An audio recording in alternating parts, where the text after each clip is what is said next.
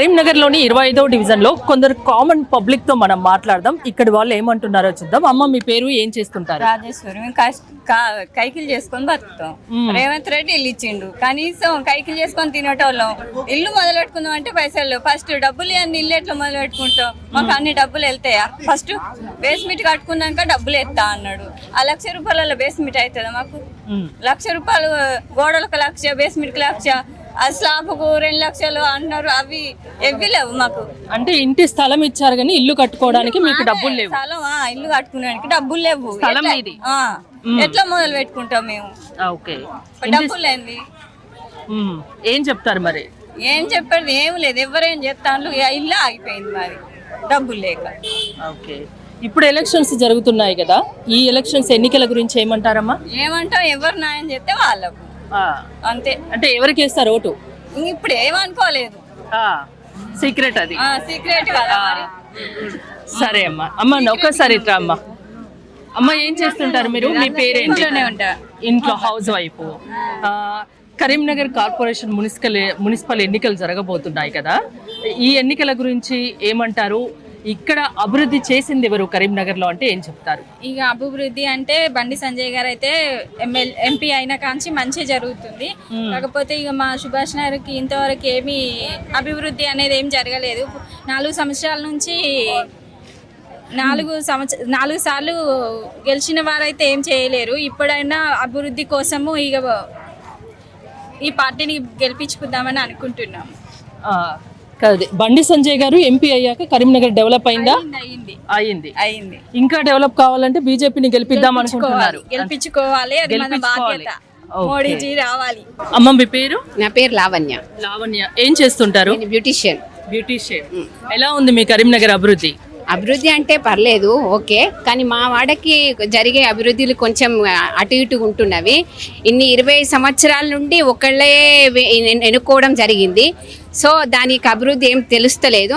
దానికోసం కొత్త అవకాశాలు ఇవ్వాలి, కొత్త వాళ్ళని గెలిపించుకోవాలి, అభివృద్ధిని చేసుకోవాలని మా ఉద్దేశం. అంటే ఎవరికి అవకాశం ఇద్దాం అనుకుంటున్నారు? కొత్త వాళ్ళంటే ఇప్పుడు ఉన్నారు కదా, మనకు మోడీ గారు, సంజయ్ అన్న మాట ఇచ్చారు కనుక వాళ్ళని మా వాడకి కట్కం లోకేష్ అని పువ్వు గుర్తుకు వేసి గెలిపిద్దామని మేము అనుకుంటున్నాము. ప్రజలందరూ అదే అనుకుంటున్నారు. అట్లనే చేయాలని కూడా నేను కోరుకుంటున్నాను. ఈసారి బీజేపీకి అవకాశం ఇచ్చి చూద్దాం అంటారు.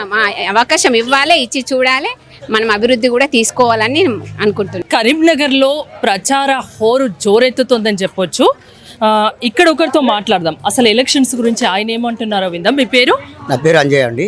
అంజయ్య, ఏం చేస్తుంటారు మీరు? నేను లేబర్ పని చేస్తాను. కరీంనగర్ లో గత పాలకులు ఎలాంటి అభివృద్ధి చేశారు? ఎలా ఉంది ఇక్కడ? గత పాలకులు ఇది వరకు అయితే మాకు ఏమి చేయలేదు. ఇప్పటి వరకు అంటే మేము ఇప్పుడు కొత్త ఒక గత సంవత్సరం 20 సంవత్సరాల నుండి వాళ్ళకే ఇస్తున్నాం కాబట్టి పరిపాలన. ఈసారి మేము బండి సంజయ్ గారికి, మేము కట్గం లోకేష్ గారికి ఓటు వేసి మేము అందరం గెలిపించుకోవాలని మా వాడగట్లు అందరం డిసైడ్ అయినాం. మేము అందరికి కూడా మాకు అదే ఉన్నది కోరిక, కట్గం లోకేష్ గారిని మేము గెలిపించుకుంటాం. అంటే బండి సంజయ్ మీద ఎందుకు అంత నమ్మకం మీకు అంటున్నారు? ఇప్పుడు అన్ని విధాలుగా మాకు చేస్తుండే కాబట్టి, గత ఆయన ఇప్పుడు కేంద్ర మంత్రి అయిన కాడికి మాకు అన్ని విధాలుగా కేంద్రం ఉండే బియ్యం వస్తున్నాయి, కొబ్బరి బియ్యం వస్తున్నాయి, అన్నీ వస్తున్నాయి కాబట్టి మాకు అన్ని విధాలు మాకు సేఫ్గా ఉన్నది కాబట్టి ఇప్పుడు కూడా ఆయననే గెలిపించుకుంటే మేము కూడా అభివృద్ధిలోకి వస్తామని మా యొక్క కోరిక. మీకు ఎప్పుడు అందుబాటులో ఉంటారా బండి సంజయ్ గారు? ఉంటారండి. ఏ కష్టం వచ్చినా నేనున్నా అని ఉంటారా? ఉన్నా అని వస్తాడు. సో బండి సంజయ్ గారికి ఈసారి బీజేపీకి అవకాశం ఇద్దామని మీరు అనుకుంటున్నారు. మీ పేరండి? నా పేరు ప్రమోద్ అండి. నక్క ప్రమోద్. ఏం చేస్తుంటారు? నేను అడ్వకేట్ ప్రాక్టీస్ చేస్తున్నారు. సో మీకు ఇంకెక్కువ నాలెడ్జ్ ఉంటుంది కరీంనగర్ డెవలప్మెంట్ పై. ఇప్పటి వరకు కరీంనగర్ ఎలాంటి డెవలప్మెంట్ సాధించింది? బండి సంజయ్ గారు చెప్తున్నారు కేంద్ర నిధులు తెచ్చడం, అభివృద్ధి వేగంగా జరిగింది ఇక్కడ అని. నిజమేనా? వాస్తవం మేడం. ఇప్పుడు ఇది 2004 తర్వాత ఇది కార్పొరేషన్గా మారింది. అప్పటి నుంచి చూసుకుంటుంటే ఇక్కడ తెలంగాణ ఉద్యమాన్ని గురించి ప్రయత్నం చేసినటువంటి క్రమంలో కూడా అభివృద్ధి అనేది అయిపోయింది. దాని తర్వాత వచ్చినటువంటి 2014 బీఆర్ఎస్ ప్రభుత్వం మేయర్ ఉన్నప్పటికీ, రాష్ట్ర ప్రభుత్వం ఉన్నప్పటికీ కూడా ఇక్కడ ఎలాంటి అభివృద్ధి జరగలేదు.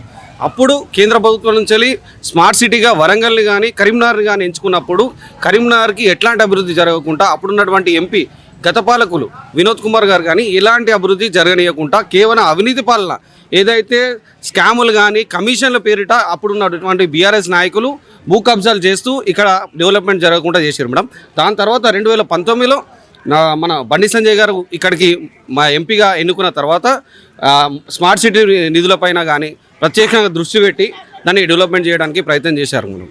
ఈసారి ఖచ్చితంగా మేయర్ పీఠం ఎవరికి దక్కుతుందని మీరు అనుకుంటున్నారు?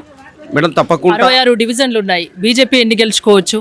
మేడం 50కి పైన డివిజన్లలో భారతీయ జనతా పార్టీ కైవసం చేసుకోబోతుంది. ఎందుకంటే ఇప్పుడు ఉన్న గాలిలన్నీ చూస్తూ ఉంటే మన ఉత్తర తెలంగాణ అంతా కూడా మోడీ వేవ్ కానీ మొన్న చూసినటువంటి ఎంపీలు కానీ ఎమ్మెల్యేలు కానీ ఉత్తర తెలంగాణ వైపే ఉన్నటువంటి సందర్భంలో ఇప్పుడు కరీంనగర్, నిజామాబాద్ ఇవన్నిట్లలో కూడా కాషాయ జెండానే ఎగరవేస్తారు. 66 డివిజన్లనే భారతీయ జనతా పార్టీ అభ్యర్థులే మేయర్ పీఠము కానీ మున్సిపల్ చైర్పర్సన్లు కానీ కూర్చుంటారని చెప్పేసి నిఖర్చిగా అందరూ కూడా ప్రజలందరూ కూడా భారతీయ జనతా పార్టీ కమలం పువ్వు గుర్తుగా ఓటిద్దామని సిద్ధంగా ఉన్నారు.